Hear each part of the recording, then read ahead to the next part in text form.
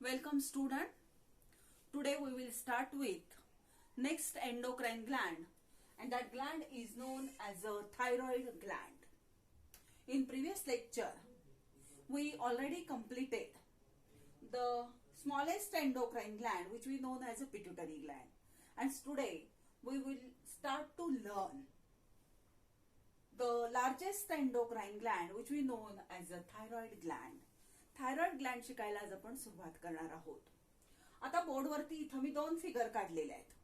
ही जी figure आहे ह्या फिगरला म्हणतात थायरॉइड ग्लँडची मॉर्फॉलॉजीची फिगर, म्हणजे एक्सटर्नल स्ट्रक्चर, आणि ही म्हणजे थायरॉइड ग्लँडची हिस्टॉलॉजी असते. लक्षात घ्या, हिस्टॉलॉजी ह्या शब्दाचा अर्थ काय की त्याचा टीएस घेतलाय, ट्रान्सव्हर्स सेक्शन घेतलाय, आडवा छेद घेतलाय, आणि मग ते कसं दिसतं ही ती डायग्राम आहे. ठीक आहे.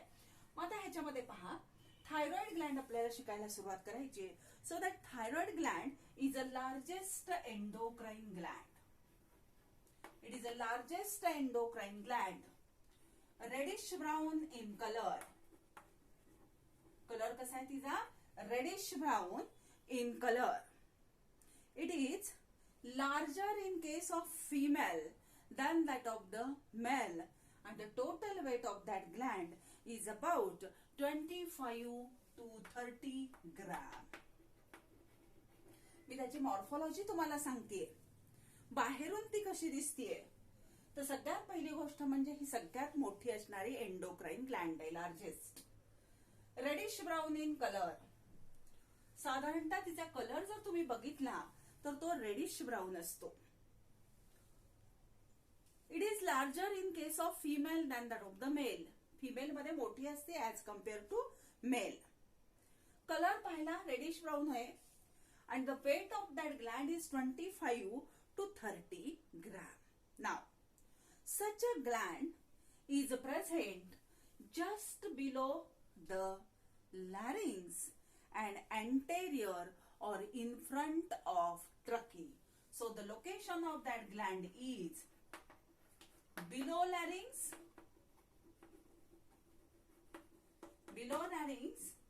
and in front of trachea. Location लक्षात येत आहे का? बघा,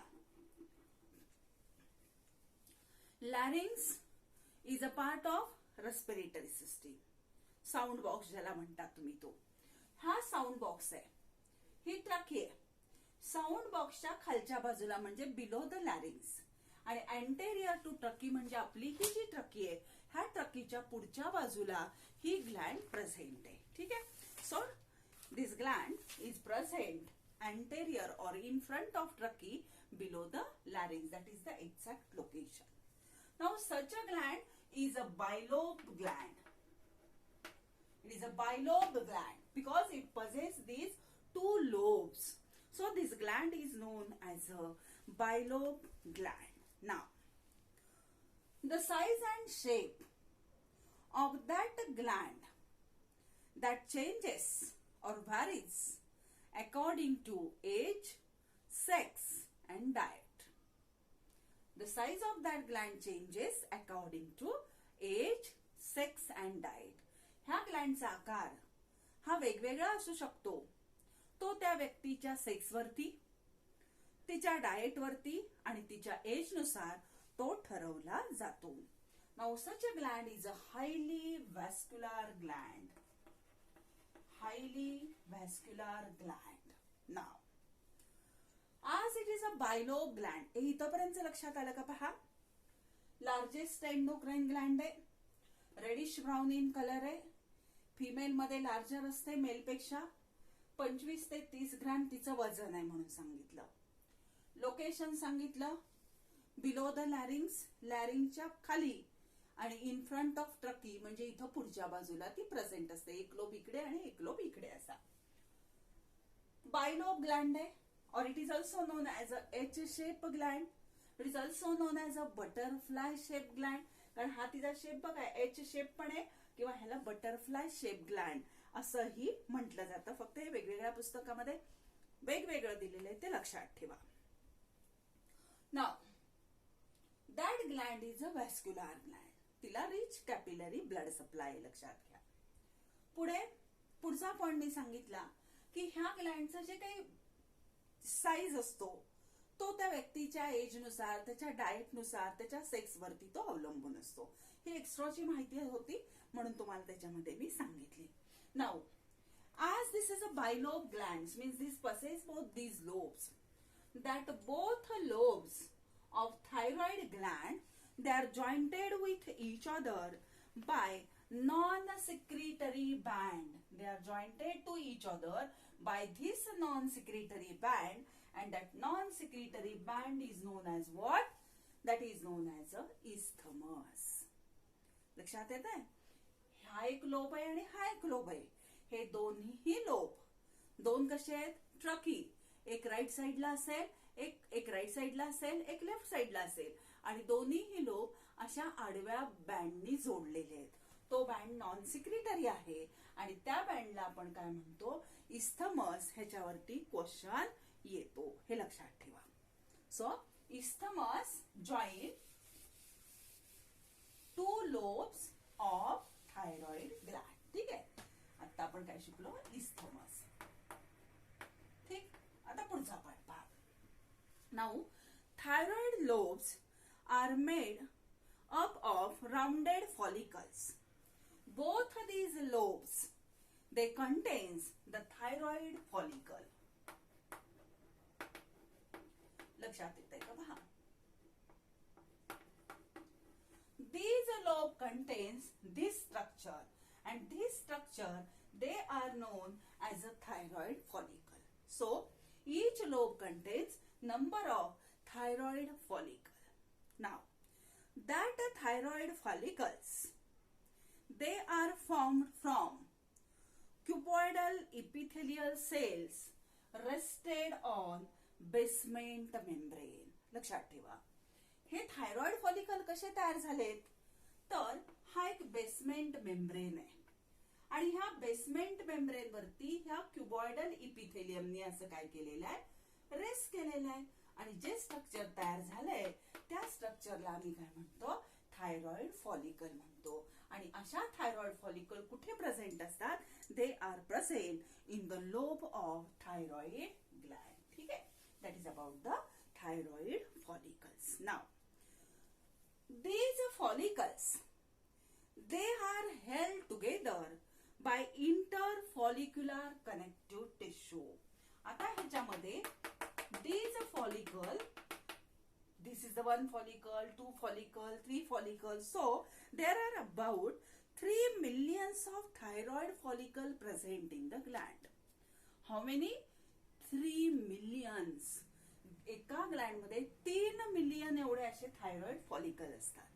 so all these thyroid follicles, they are held together by interfollicular connective tissue, and that interfollicular connective tissue is known as what? Stroma. म्हणजे पहा, ह्या ग्लँड मध्ये असं स्ट्रक्चर आहे ज्याला आम्ही थायरॉइड फॉलिकल म्हणतो. थायरॉइड फॉलिकल हे एकमेकांना जॉईन करून ठेवलेले आहेत, हेल्ड करून ठेवलेले आहेत एकत्र. कशाच्या सहाय्याने? तर इंटरफॉलिक्युलर कनेक्टिव्ह टिश्यू आहे. हा सगळा इंटरफॉलिक्युलर कनेक्टिव्ह टिश्यू आहे की ज्या कनेक्टिव्ह टिश्यूला आपण काय म्हणतो? स्ट्रोमा असं म्हणतो. आणि हा जो स्ट्रोमा असतो, that stroma contains, it contains blood capillaries. ह्या स्ट्रोमा मध्ये काय असतं पहा?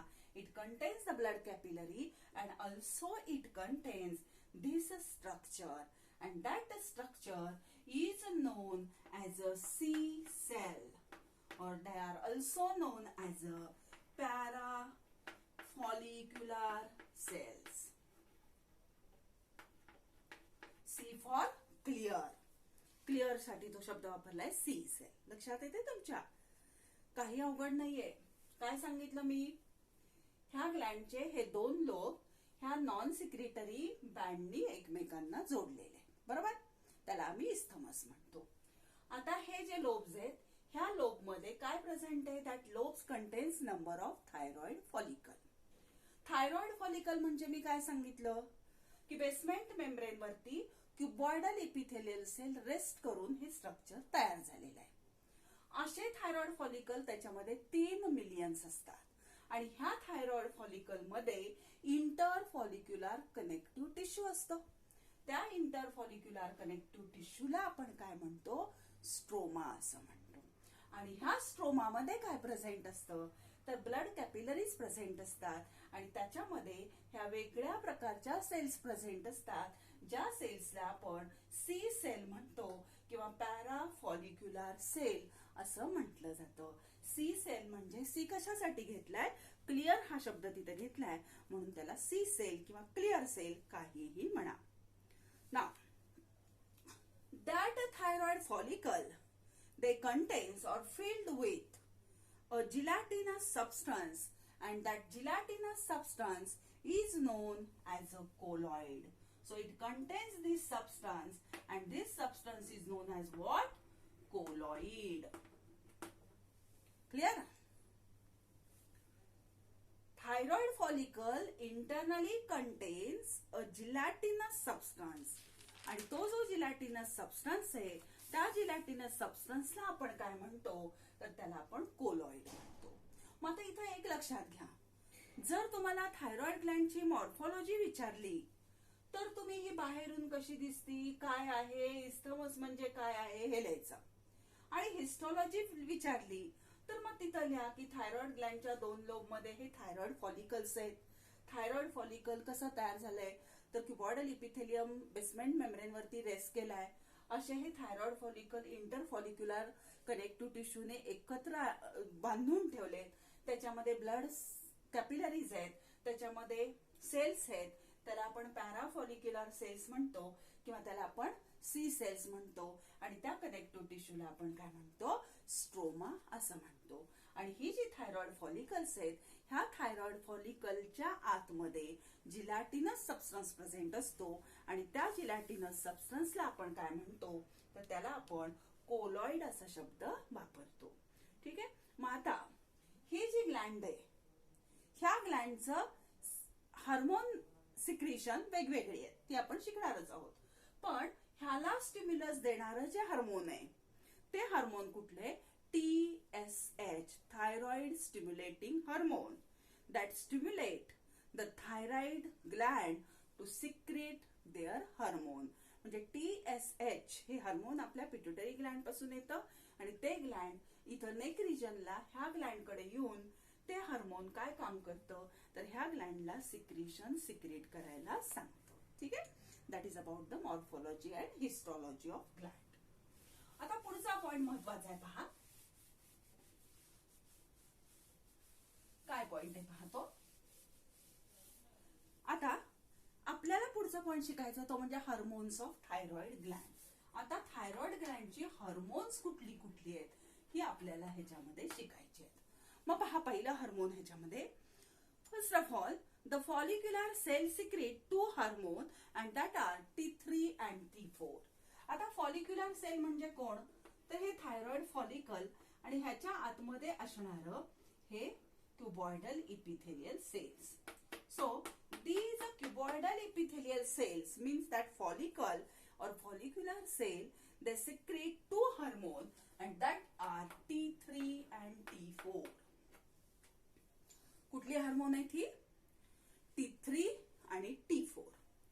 T4 म्हणजे काय, तर T4 is also known as a thyroxine or tetrahydrothyronine. लक्षात ठेवा.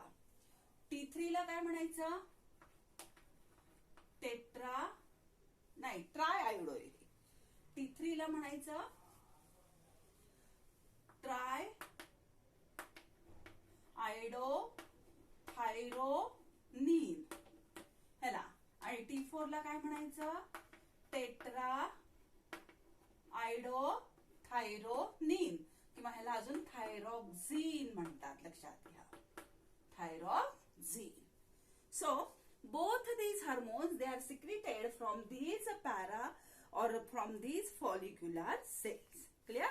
Now in case of tetrahydrothyronine,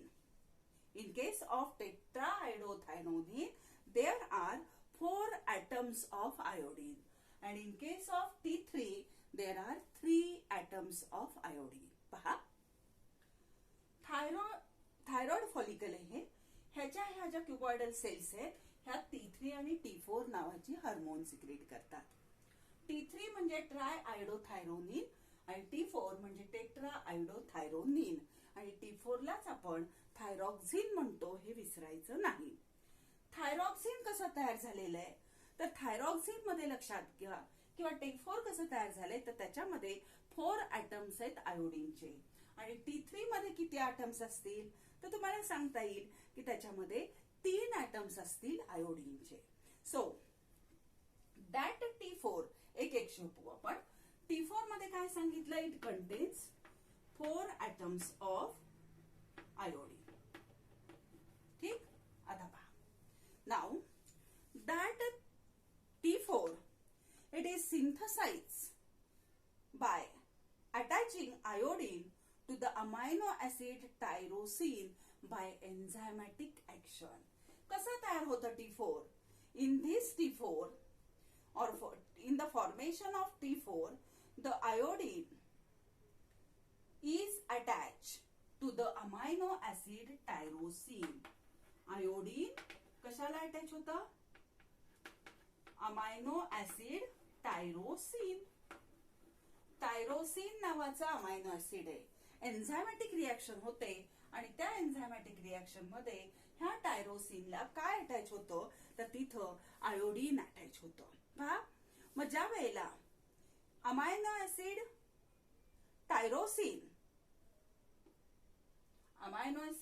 tyrosine लक्षात येते तुमच्या, it bind with the iodine, then it produce monoiodothyronine. एक आयोडीन ऍटम जर ह्या टायरोसिनला जॉईन झाला तर तो काय तयार करतो तर T1 तयार करतो आणि T1 ला आपण काय म्हणतो तर T1 ला आपण म्हणतो monoiodothyronine. When it binds with 2 atoms of iodine, then it forms diiodothyronine. डायआयडोथायरोसिन तयार होतं. आणि T1 and T2 molecule bind end to end to make a colloid mass inside the thyroid follicle. हे कितपत लक्षात येत आहे तुमच्या? पहा, आपण पाहायला सुरुवात केली आहे थायरॉइड ग्लँडचे हार्मोन. साधं आहे, अवघड काही नाही.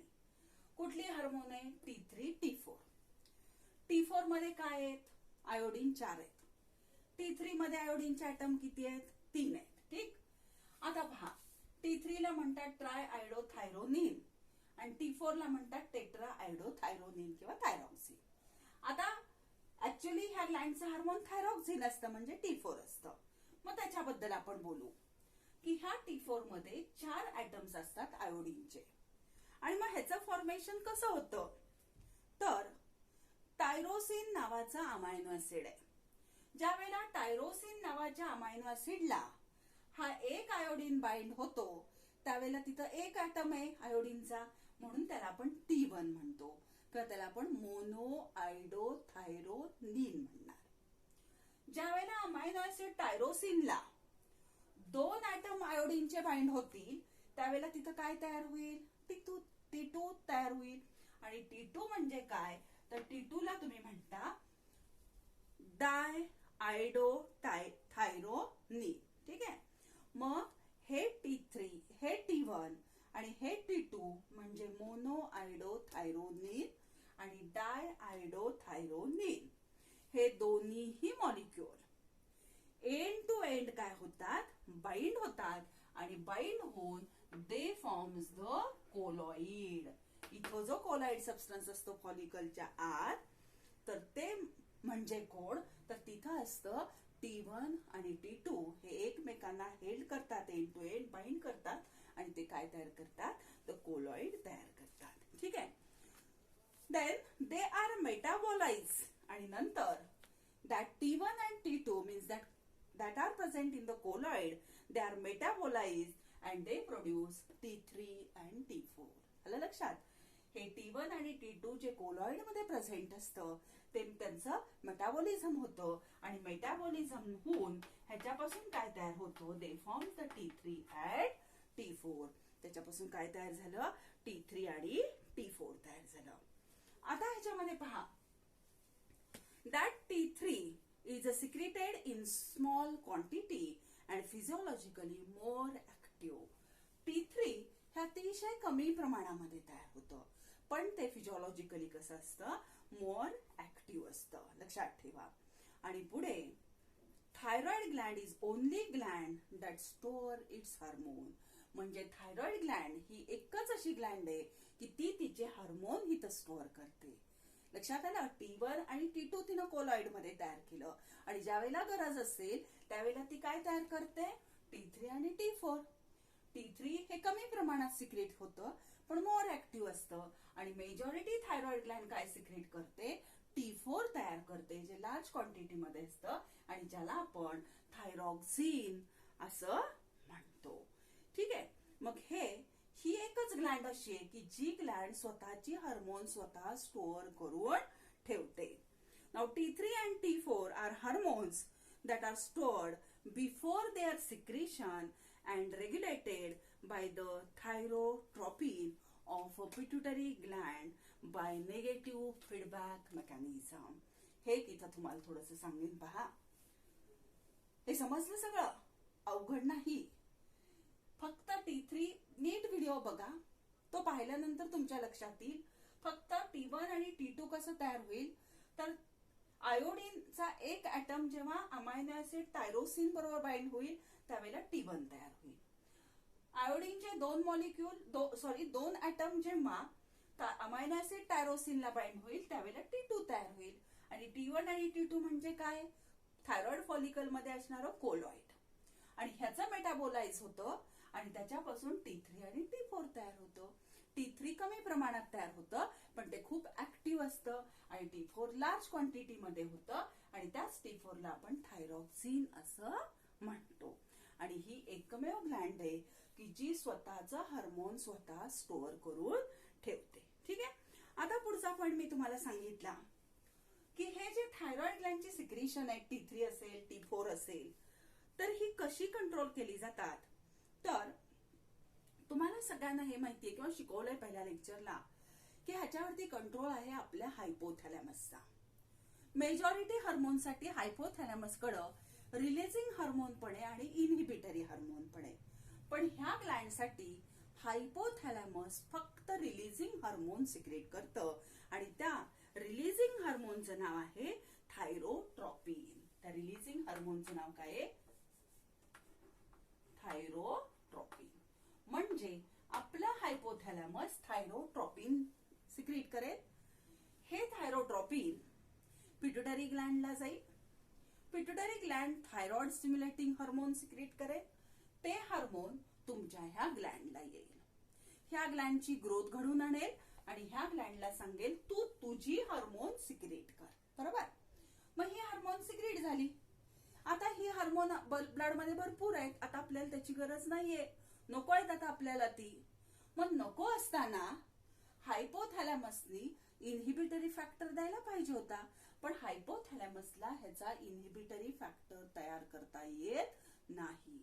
मग हे कसं थांबवलं जातं, तर ह्या हार्मोनची ब्लड मधली वाढलेली लेवलच आपल्या पिट्युटरी ग्लँडला सांगते की तू TSS सिक्रेट करू नको.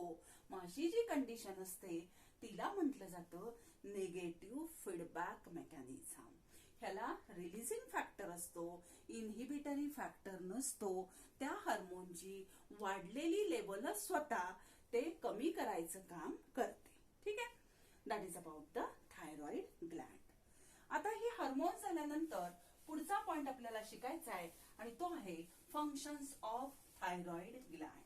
पुढचा पॉइंट कुठला आहे, फंक्शन्स. पाहता एक फंक्शन बघू आपण.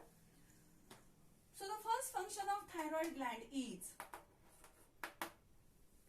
first function of thyroid gland is it regulate our basal metabolic rate.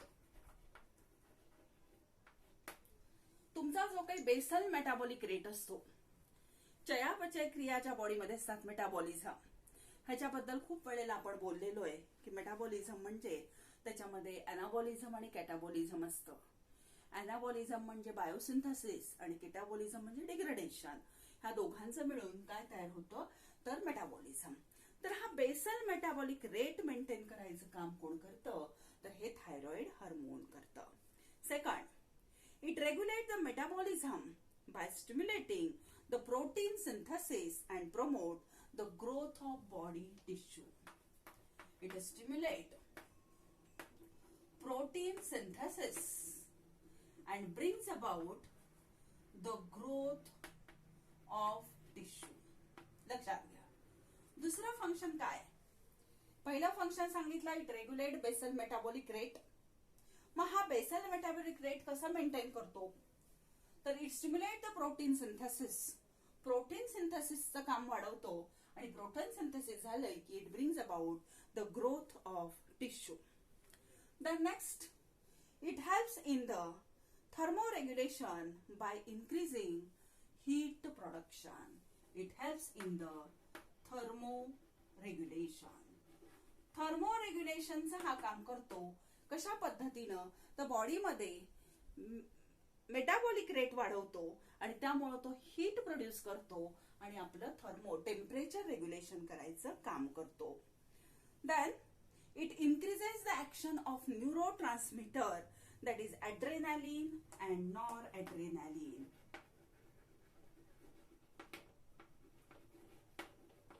पहा लक्षात येतात का? ऍड्रेनालिन आणि नॉरएड्रेनालिन हे न्यूरोट्रान्समीटर आहेत. आपण सिंपॅथेटिक आणि पॅरासिम्पॅथेटिक सिस्टीम मध्ये हे डिटेल शिकलेलो आहोत. तर ह्या न्यूरोट्रान्समीटरची ऍक्शन वाढवायचं काम सुद्धा हा हार्मोन करतो. Then it stimulate the RBC production. It stimulate RBC production. RBC production ला हा काय करतो मदत करतो. Then it also maintain the water and electrolyte balance. Function खूप महत्वाचे आहेत लक्षात ठेवा. It maintain or regulate the water and electrolyte balance and finally it regulate the reproductive cycle. Reproductive cycle in case of female. पहा एक एक function आपण बघू. थायरॉक्सिन हार्मोन किंवा थायरॉइड ग्लँडचं हार्मोन काय काम करतं तर पहिला it regulate our basal metabolic rate. Basal metabolic rate regulate करतं. It stimulate the protein synthesis and brings about the growth of tissue of body. Protein synthesis वाढवतं आणि बॉडीची ग्रोथ घडवून आणतं. It regulate the thermoregulation by producing heat. बॉडीमध्ये heat produce करतं आणि थर्मोरेग्युलेशन म्हणजे बॉडीचं टेम्परेचर रेग्युलेट करायचं ते काम करतं. Then it regulate the action of adrenaline and noradrenaline. जे काही न्यूरोट्रान्समीटर आहेत ऍड्रेनालिन आणि नॉरएड्रेनालिन ह्यांची जी काही ऍक्शन असते इमर्जन्सी पिरियडला सिक्रेट होतात तर ते ऍक्शन वाढवायचं काम सुद्धा कोण करतं तर हे हार्मोन करतं. त्याच्यानंतर आरबीसी प्रोडक्शन तांबड्या पेशी वाढवण्यासाठी स्टिम्युलस देतं. बॉडी फ्लुइड मध्ये वॉटर आणि इलेक्ट्रोलाइटचा बॅलन्स करायचं काम करतं आणि फिमेलच्या बॉडीमध्ये तिच्यामध्ये जे रिप्रोडक्टिव्ह सायकल आहे मेन्स्ट्रुअल सायकल आहे ह्या मेन्स्ट्रुअल सायकलला सुद्धा ते काय करतं रेग्युलेट करतं. That is about the functions of thyroxine और थायरॉइड हार्मोन. आता पहा आपण आत्ताच पॅराफॉलिक्युलर सेल शिकलो तर पॅराफॉलिक्युलर सेलचा हार्मोन मात्र वेगळा आहे लक्षात घ्या. पॅराफॉलिक्युलर सेल ह्या जे हार्मोन सिक्रेट करतात त्या हार्मोनला म्हणतात कॅल्सिटोनिन. काय म्हणतात कॅल्सिटोनिन. आणि कॅल्सिटोनिन हे काय काम करतं तर it regulate the calcium metabolism.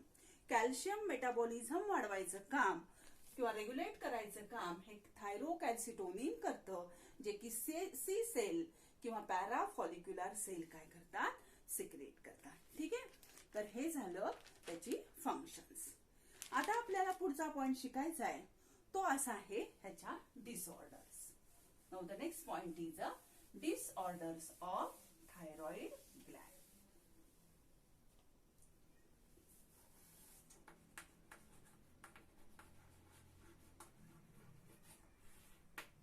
ठीक आहे. डिसऑर्डर, थायरॉइड ग्लँडच्या डिसऑर्डर शिकत असताना पहिली डिसऑर्डर कशा आहेत म्हणून सांगितलं होतं, हायपोसिक्रिशन आणि हायपर सिक्रिशन.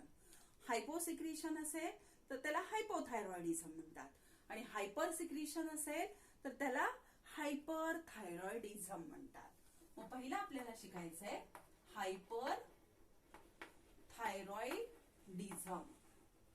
पहा, हायपर थायरॉइडिझम म्हणजे काय, तर when there is increase in the level of thyroid hormone, that is known as a hyperthyroidism. आणि जर प्रमाणापेक्षा जास्त हे थायरॉइड हार्मोन बॉडीमध्ये सिक्रेट झालं तर हायपरथायरॉइडिझम होतं. आणि मग त्याच्यामध्ये काय काय घडतं, प्रमाणापेक्षा सगळं वाढत असेल, so metabolic rate increases. Metabolism काय होईल, it increases metabolic rate because there is a excessive secretion. Then second, it increases the sensitivity, sweating, flushing. It increases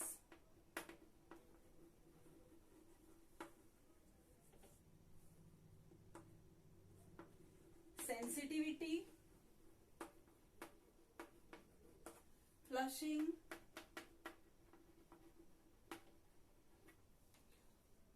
and sweating. एक एक लक्षात घ्या.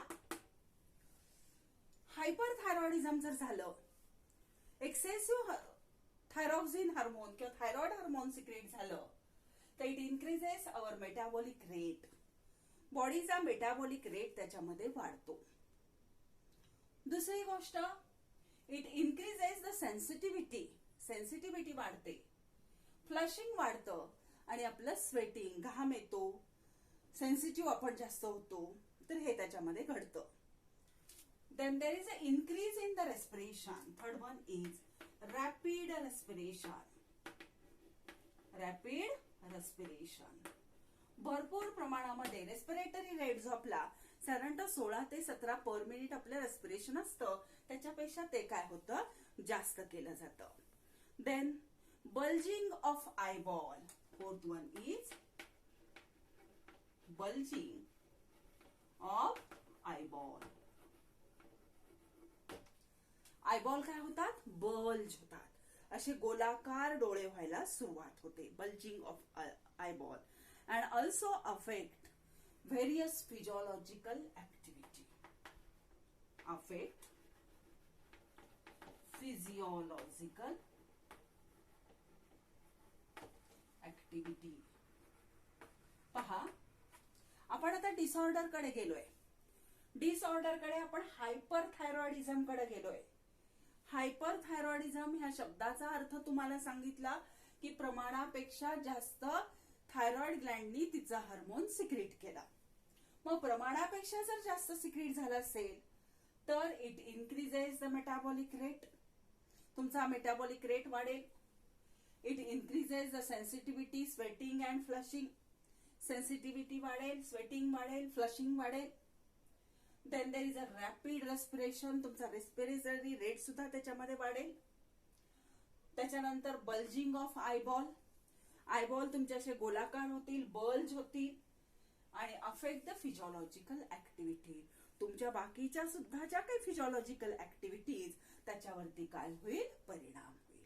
लक्षात आलं, ही झाली त्याची कॉमन फंक्शन. आणि ह्याचा एक डिसऑर्डर आपल्या अभ्यासाला ठेवलेली आहे की ज्या डिसऑर्डरला म्हणतात Graves disease. So the next point is a Graves disease.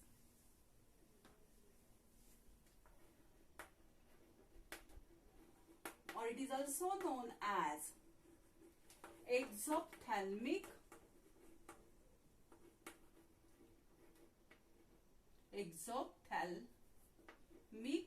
goiter. पहा, हायपरथायरॉइडिझम जे आता आपण काय पाहिली त्याच्यामुळं काय काय घडतं, काय वाढतं बॉडीमध्ये हे पाहिलं, एक्सेसिव्ह सिक्रेशन झालं तर. आता आपल्याला पुढचं काय पाहायचंय, तर हायपरथायरॉइडिझम मुळे जी डिसऑर्डर निर्माण होते त्या डिसऑर्डरला म्हणतात ग्रेव्हज डिसीज किंवा एक्झोप्थॅल्मिक गॉयटर.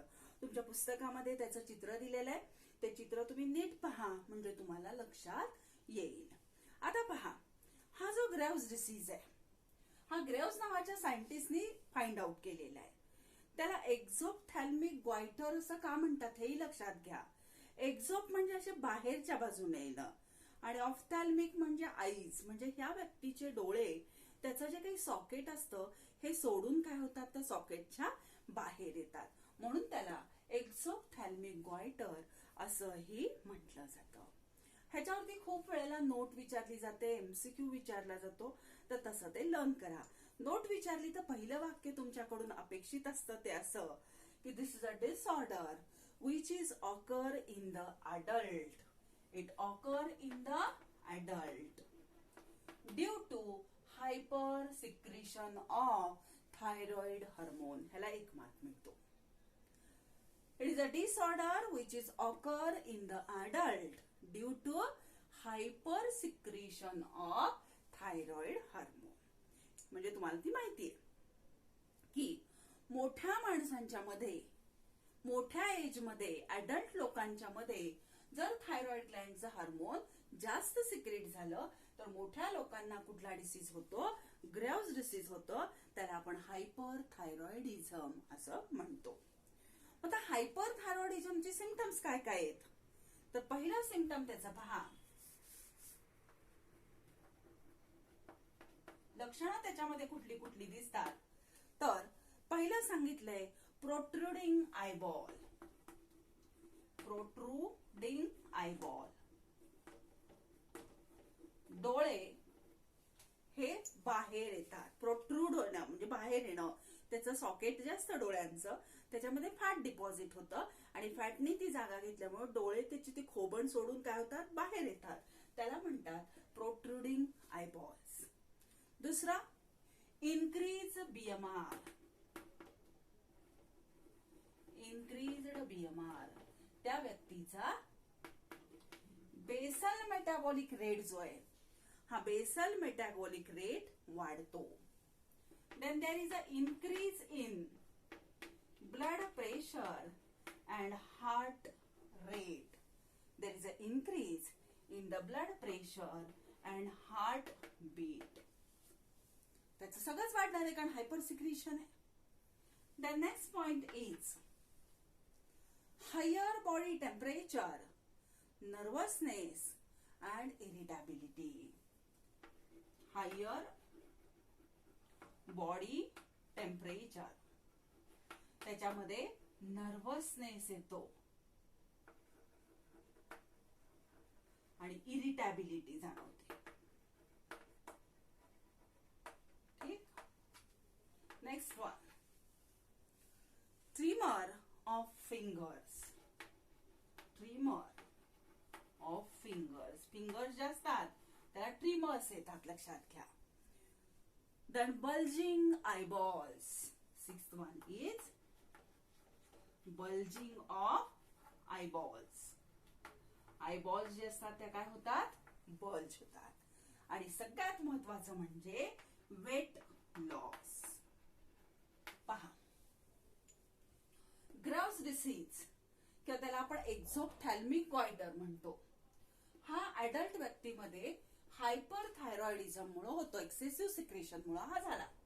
मग हा झाला तर त्या व्यक्तीमध्ये काय लक्षणं दिसतात, तर पहिलं लक्षण आहे प्रोट्रुडिंग आयबॉल. त्याचे जे डोळे आहेत ह्या डोळ्यांच्या सॉकेटमध्ये आपल्या सगळ्यांचे डोळे असतात, ह्या सॉकेटमध्ये फॅट डिपॉझिट झाल्यामुळं हे डोळे त्या सॉकेटमधून बाहेर येतात, त्याला प्रोट्रुजन म्हणतात. प्रोट्रुडिंग आयबॉल, डोळे बाहेर येतात. इन्क्रीज्ड बीएमआर, त्यांचा बेसल मेटाबॉलिक रेट जो असतो हा बेसल मेटाबॉलिक रेट वाढतो कारण थायरॉक्सिनचं सिक्रेशन वाढलेलं आहे. नंतर त्याचं जे ब्लड प्रेशर असेल ते वाढतं, त्याचे जे हार्टबीट असतील ते सुद्धा वाढतं कारण एक्सेसिव्ह सिक्रेशन आहे. Body temperature also higher, body temperature सुद्धा वाढतं, त्याच्यामध्ये नर्वसनेस येतो आणि इरिटॅबिलिटी सुद्धा, त्याला इरिटेट होतात कुठल्याही गोष्टी, so there is a increase in the irritability. त्याच्यानंतर ट्रिमर ऑफ फिंगर म्हणजे तुमच्या ज्या हाताची बोट वगैरे असतात ते हळूहळू असे शेक होतात, त्याला म्हटलं जातं ट्रिमर्स ऑफ फिंगर. म्हणजे विनाकारण हात किंवा बोट अशी हलणं, ह्याला म्हणतात ट्रिमर ऑफ फिंगर्स. नंतर बल्जिंग ऑफ आयबॉल. डोळे बल्ज होतात म्हणजे असे गोलाकार होतात, म्हणजे नुसतंच खोबणीतून बाहेर येत नाहीत, तर ते असे गोलाकार होतात आणि मग त्याच्यातून बाहेर येतात. आणि शेवटचं फंक्शन त्याचं आहे ते म्हणजे वेट लॉस. अर्थात ही व्यक्ती जी आहे हिला इन्क्रीज इन द ॲपेटाईट असतं, हे माहित असू द्या की हिला भूक खूप लागते, पण भूक जरी खूप लागत असली तरी there is a loss in the weight. ही व्यक्ती जेवण वगैरे खूप प्रचंड प्रमाणामध्ये घेते, पण हिचा बेसल मेटाबॉलिक रेट असतो तो वाढलेला असल्यामुळं हिचं वजन काही वाढत नाही. त्यामुळे एक लक्षात ठेवा, सगळं जरी इन्क्रीज ह्या ग्रेव्हस डिसीज मध्ये झालेलं असलं तरी वेट मात्र ह्या व्यक्तीचं इन्क्रीज होत नाही. That is about the hyperthyroidism. ही हायपरथायरॉइडिझमची डिसऑर्डर होती. आता ह्याच्यानंतर पुन्हा दुसऱ्या डिसऑर्डर आहेत हायपोथायरॉइडिझमच्या, त्या आपण नेक्स्ट लेक्चरला अभ्यासणार आहोत. ठीक आहे.